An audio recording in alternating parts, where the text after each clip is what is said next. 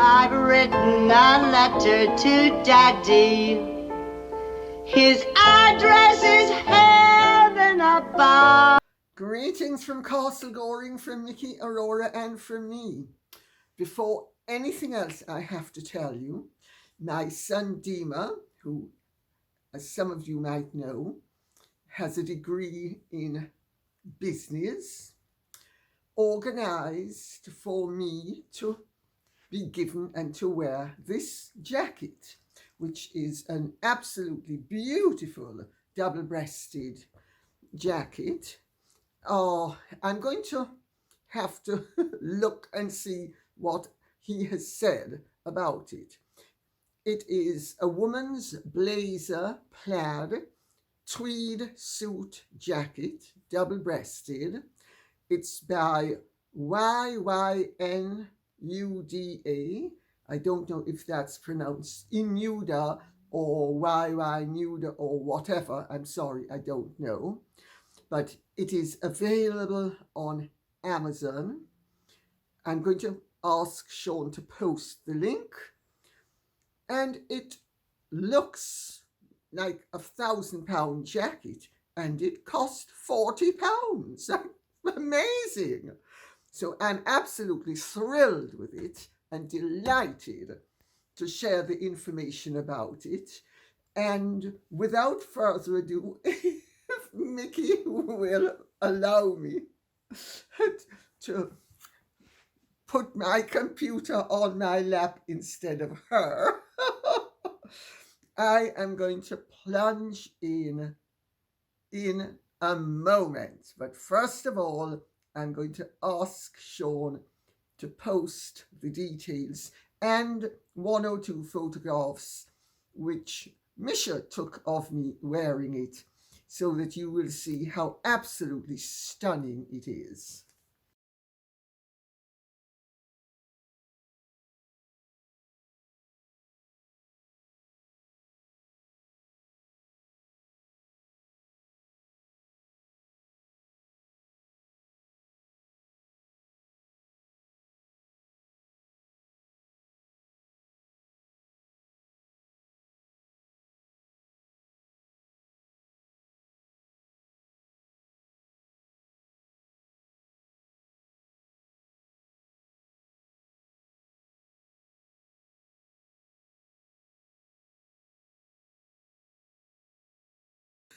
So, without further ado, I plunge in because we have a lot of ground to cover today.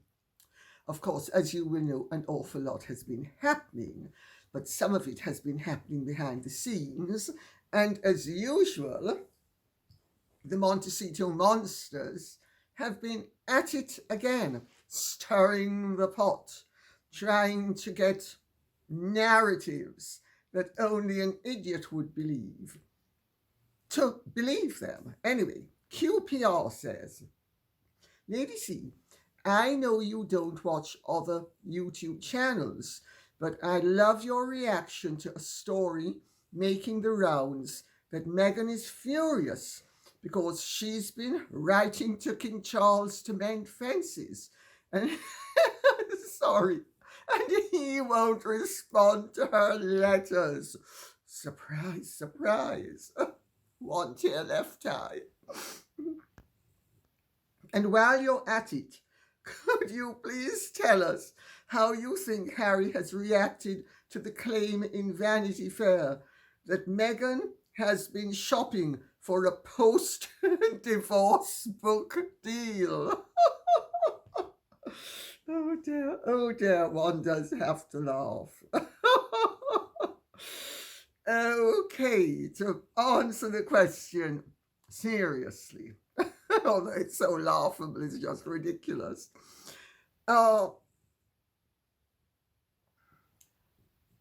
Why would the king respond to any letter that Meghan wrote? Meghan is well known for writing Dear Daddy letters. I've written a letter to Daddy. Remember?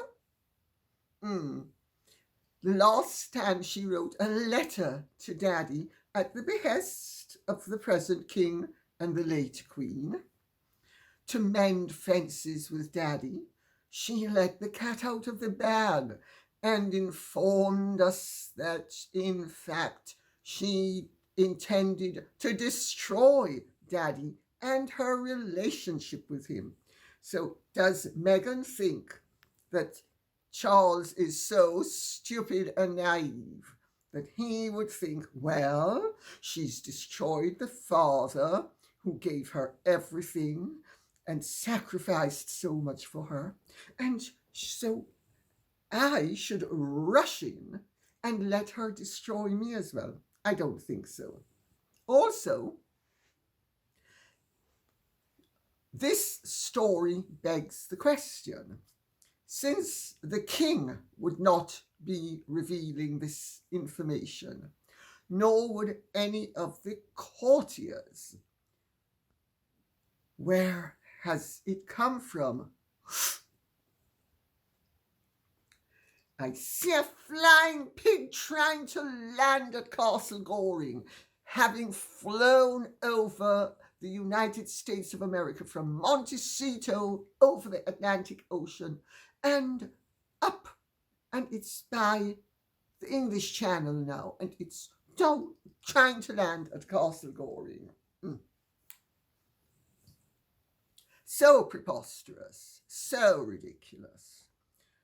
But I dare say it gets her in the news, and it's a distraction, isn't it? It's a distraction from the whole mess and debacle surrounding her American Riviera orchard with love from Meghan. I'm going to show you how to treat family. One drop of cyanide at a time. Well, we know how the trailer and the announcement for that went down. And then her efforts to retrieve her situation, and Harry and her visits to the the big no, and Harry's supposed monumental victory over newspapers, which is anything but, as I have said previously. So, what do we have? We have another story, another ridiculous story. Oh, and how has he reacted to the claim in Vanity Fair? I'm going to tell you of my father's reactions to many of my mother's bizarre behavior. Discount, discount, discount. Shove it to one side. Don't deal with it. Hope it will go away, because my father was addicted to my mother.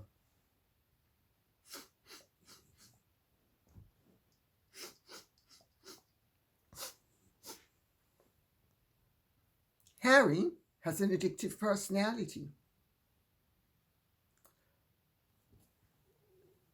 I will use another example. A friend of mine, his wife was having an affair with the late Duke of St. Albans. And the late Duke's wife, Suzanne, she was French, refused to give him a divorce.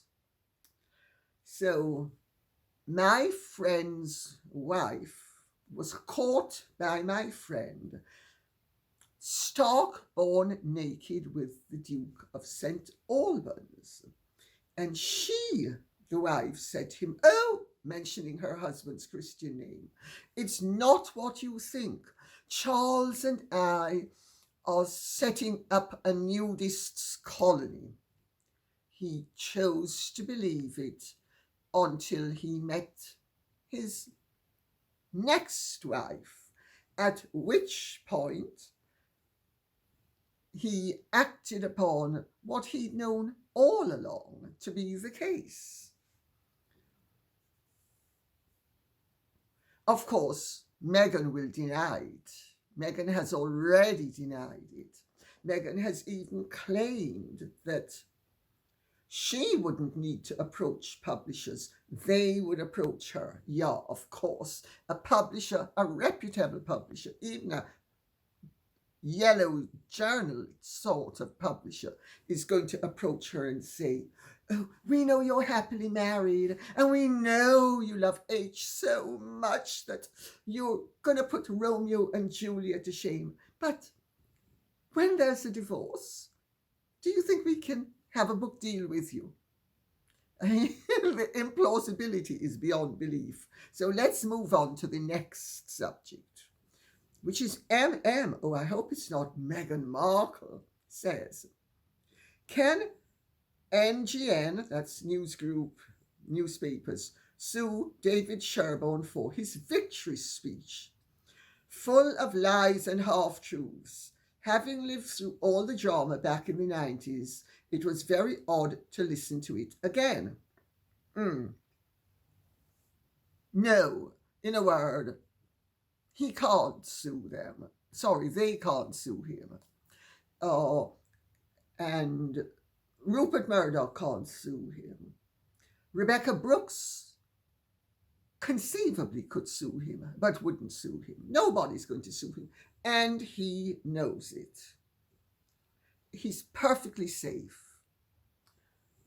So, if they were stupid enough to sue him, they would be giving him a dagger with which he could eviscerate them.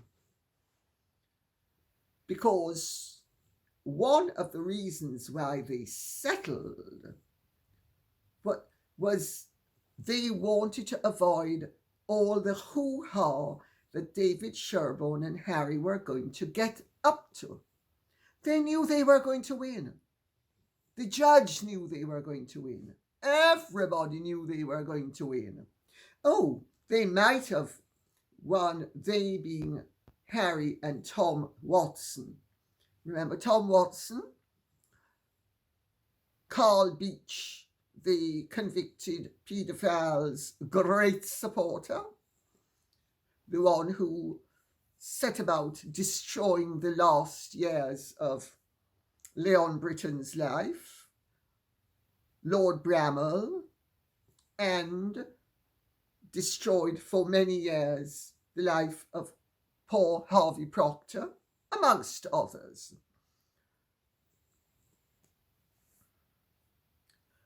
They were going to turn it into a circus.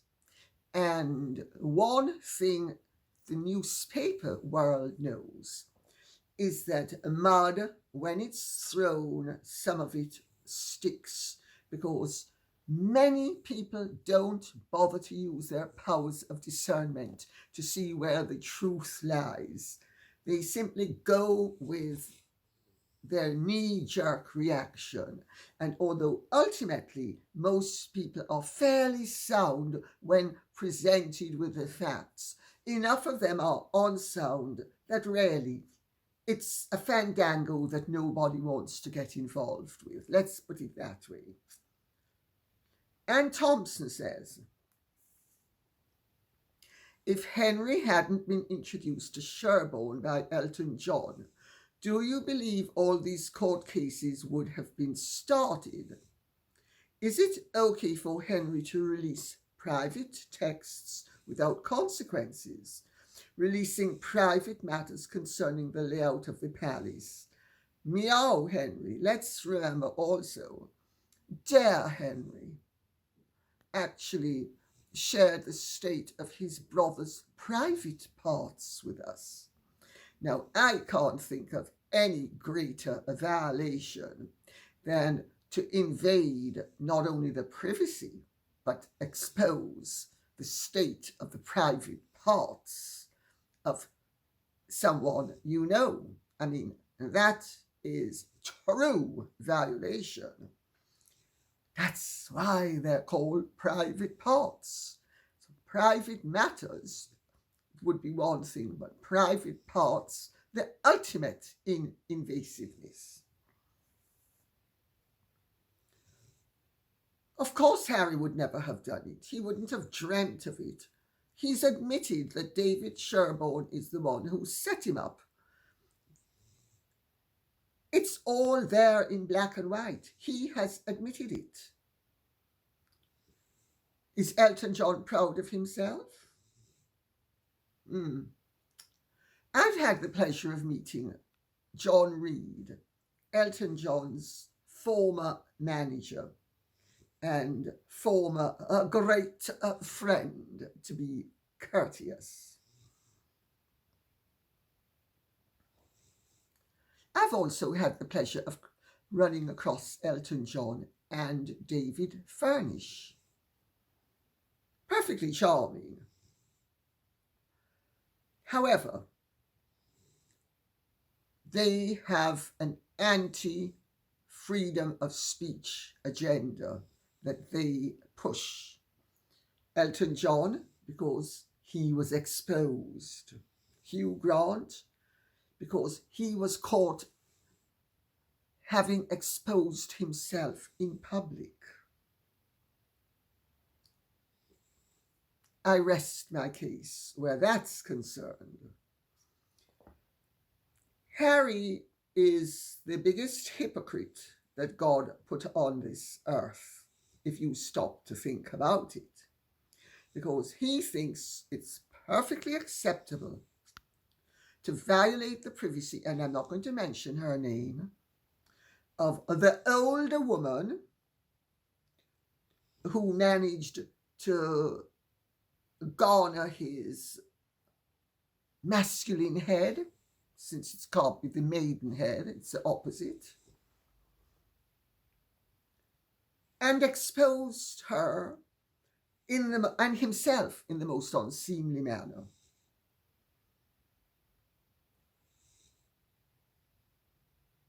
I mean, you really couldn't make any of this up.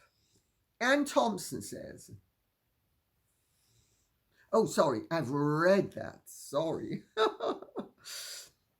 Catherine Newton says, knowing that both sides of Harry's court case had to share their discovery, that makes it even more strange why Harry was willing to go to trial. I guess he figured he could talk his way out of anything, but not surprising, he gave up. I don't think Harry ever expected this to go to trial. I think Harry knew all along. I've been saying it for over a year now, that Harry could not afford to go to trial, that my information was that Harry was trying to settle and would settle because he was going to face the possibility of tens of millions of pounds in costs. Harry's costs are well into, if not 7 figures, approaching 7 figures. His own costs. Now, I'll tell you how these things often work. The other side provides a lump sum out of which the supposed victor has to pay their legal costs, and if there's anything left over, they get in the way of damages. That's how that one works.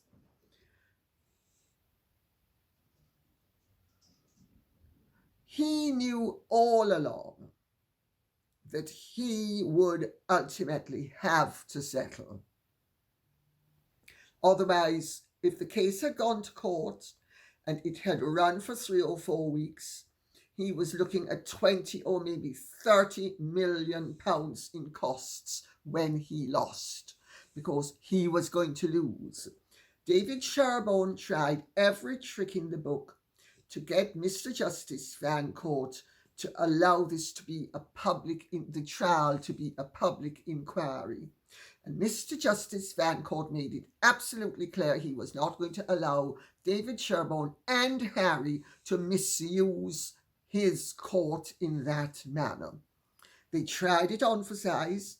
David Sherborne, of course, tried it on for size, knowing that this was going to run up Harry's costs and increase his legal fees, and that the likelihood in any rational person's mind had to be that Fancourt was going to say, no, no, no, this is not going to be allowed.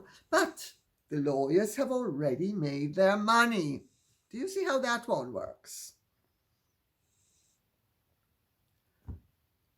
Harry should have known this. He's sufficiently experienced in litigation now that he should have known it. And certainly Rachel Zane, his wife, should have known it. But Harry wanted to proceed. Why?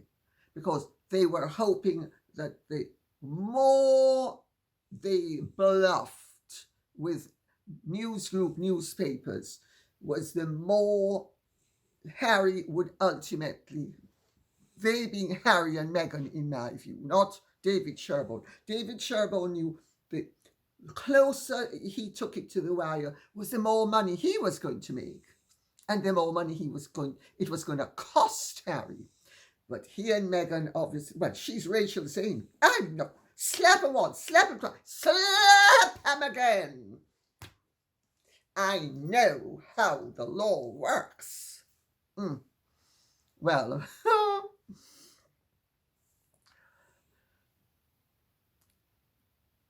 believe me, there will be grief taking place at Montecito for the foreseeable future, because this has been a very expensive lesson in brinkmanship that has not paid off where Harry or Meghan are concerned.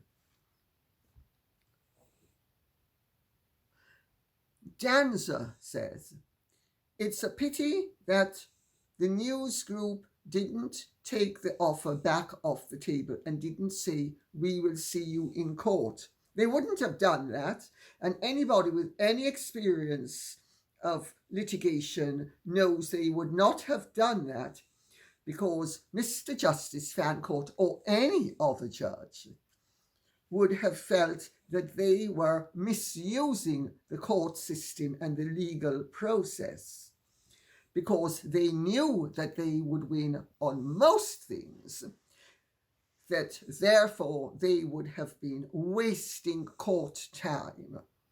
Each side is obliged to try to avoid wasting court time, which means each side is obliged to try to arrive at a settlement.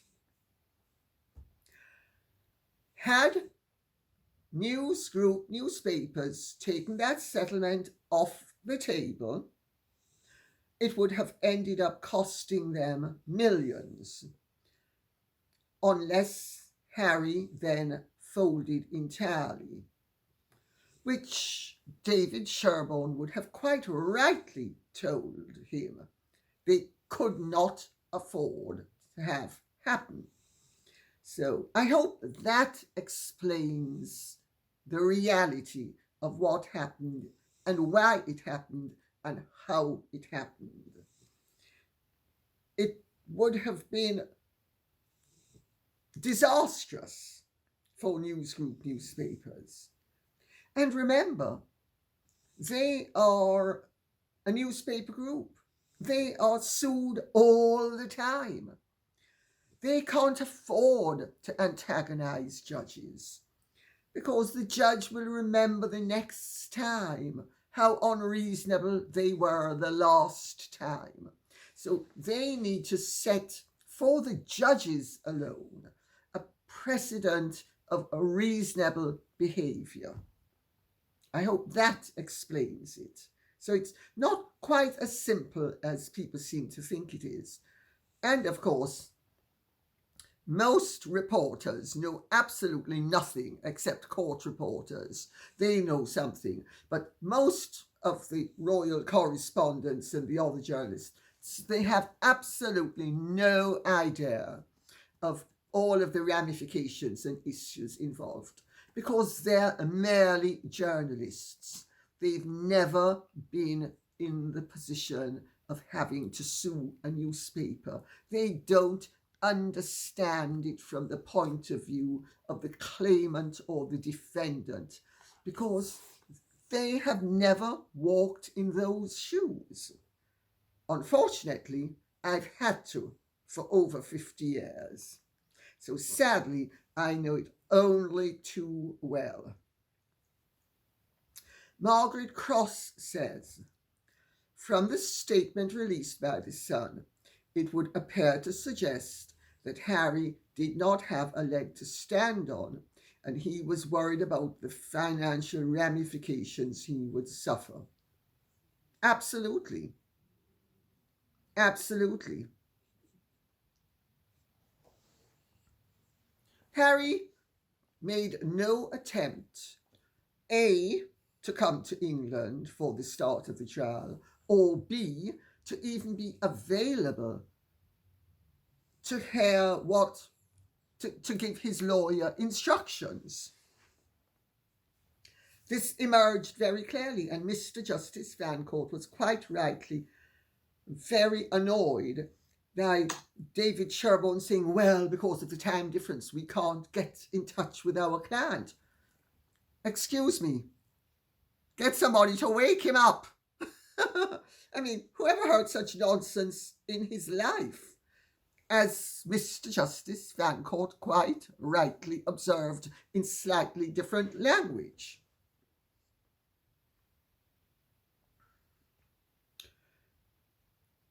It was always an egotistical grandstand where Harry was going to get the credit for posing as a champion and was going to, at the end of the day, know he had to scurry off like a rat, having taken the filthy lucre that he said he would never take. It was never about the money. It was about the principle. Funny, I thought principle was spelled Principle. I didn't know it was spelled Money. I must be awfully dumb. I think I'd better go to Montecito and take lessons from Harry.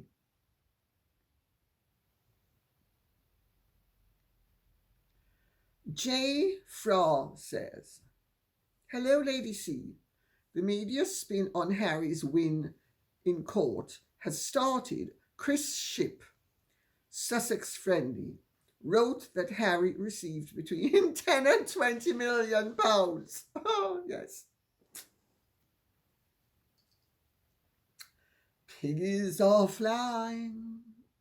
I think Mr. Piggles says he doesn't even need to fly with his goggles on. Well, let's put them on nevertheless. Mr. Piggles is going to have his goggles on as he flies. Totally ridiculous. Where these people get these figures from is quite beyond me. It is a standard feature of litigation that you're not supposed to repeat the exact figure. So, or hint at it. Harry and Meghan know all about NDAs.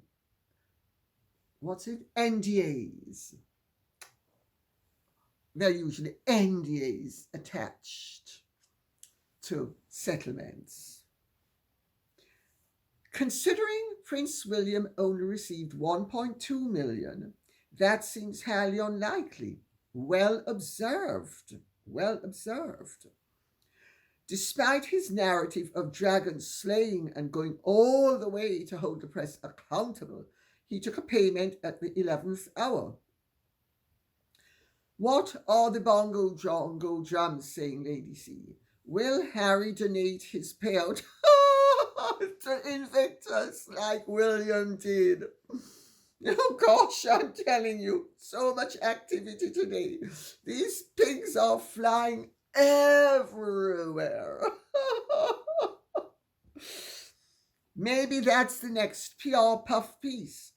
H donates to LA wildfires.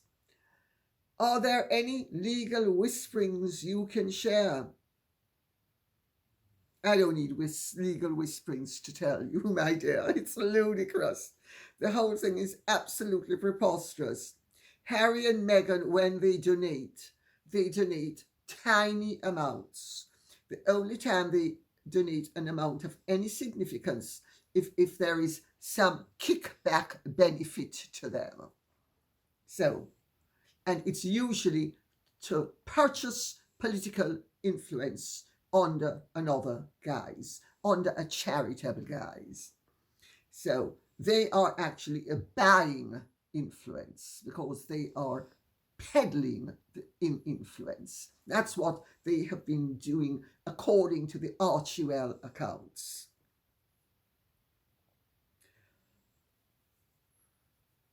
He took the money because they knew, they being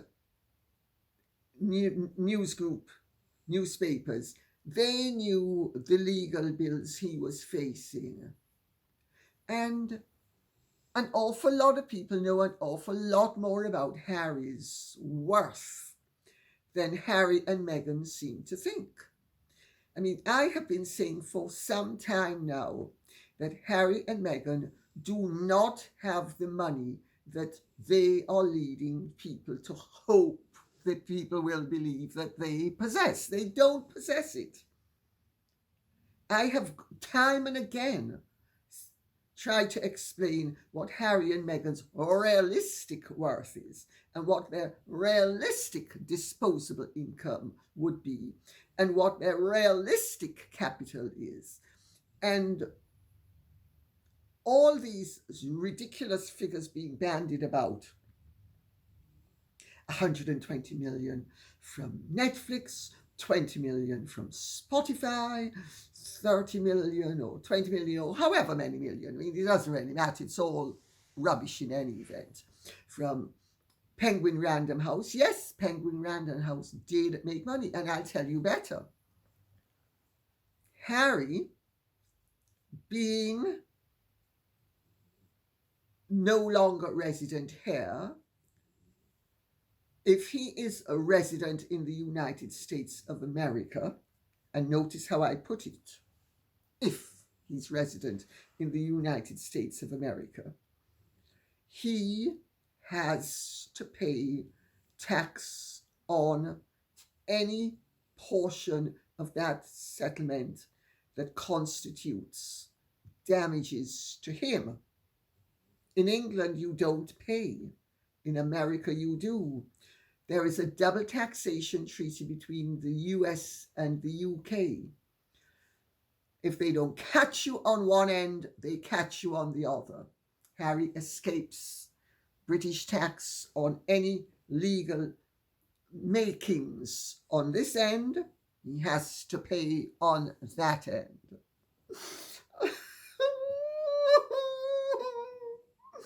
One tear left eye.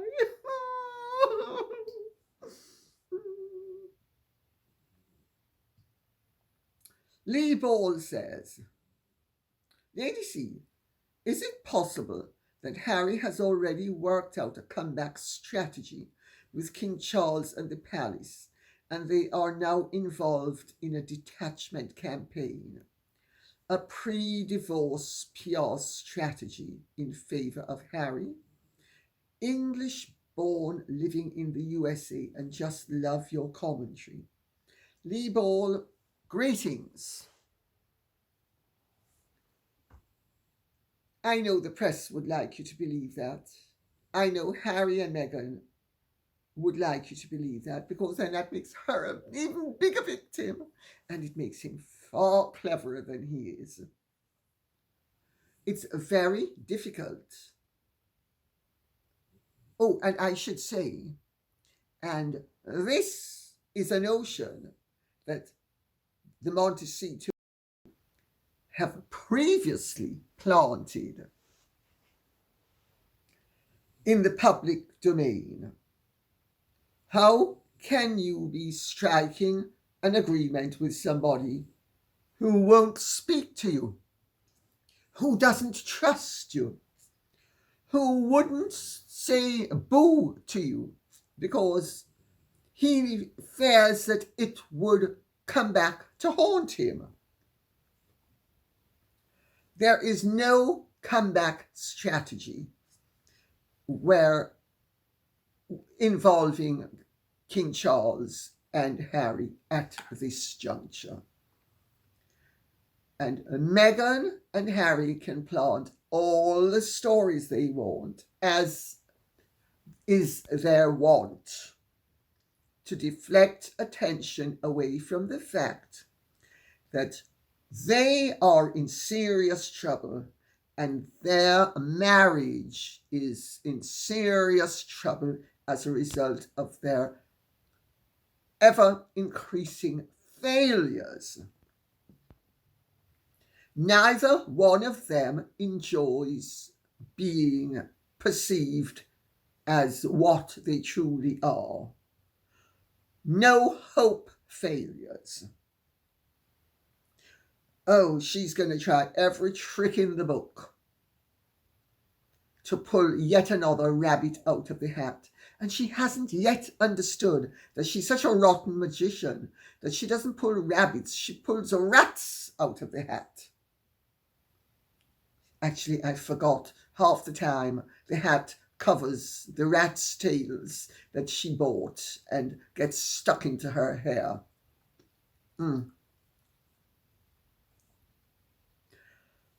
There is no comeback strategy involving the king. There is the possibility that if Harry and Meghan were going to be divorced, and Harry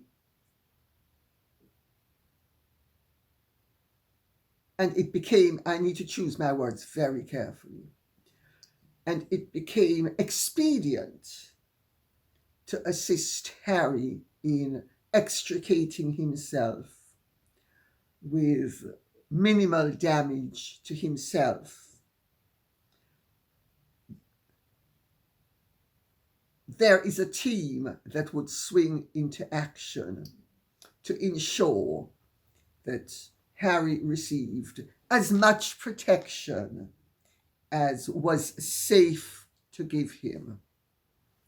Unfortunately, Harry has so betrayed his family and so betrayed everybody and everything that people held dear and that people thought he would hold dear, that the trust is gone. Do you think Charles or William or Catherine or Camilla or Sophie or Edward or Anne or anybody else who loved the Queen, including her other grandchildren, not only Harry, is ever going to forget the abusive way in which Harry and Meghan behaved towards the Queen and Prince Philip? I mean, Harry and Meghan may have very short memories, but other people don't. So she can spin things any way she wants. So I will end up by going back to the original point. Meghan can claim to be as furious as she wants to claim to be. That Charles is not responding to her letters. And that makes her a victim because he is ignoring her when she has a peace offering on the table. I mean, I'm Rachel Zane. I know how to negotiate. And when I say that we're going to cut a deal, we're going to cut a deal. I don't think so, Rachel, sweetie pie. I don't think anybody but you is going to fall for that line. Poor deluded Rachel. One tear left eye. Oh, one tear left eye right here. It's okay, baby. Mummy's not really crying. Mummy's mocking somebody who deserves to be mocked. And on that note, I'll say thank you very much for listening. I hope this has been of some interest to you. If it has, please keep the questions and comments coming in so I will know what ground you would like me to be covering with you. Thank you so much. Take good care. Godspeed. And if you have truly enjoyed this, would you care to like, share, subscribe, press the notification bell? A bientôt. Bye-bye.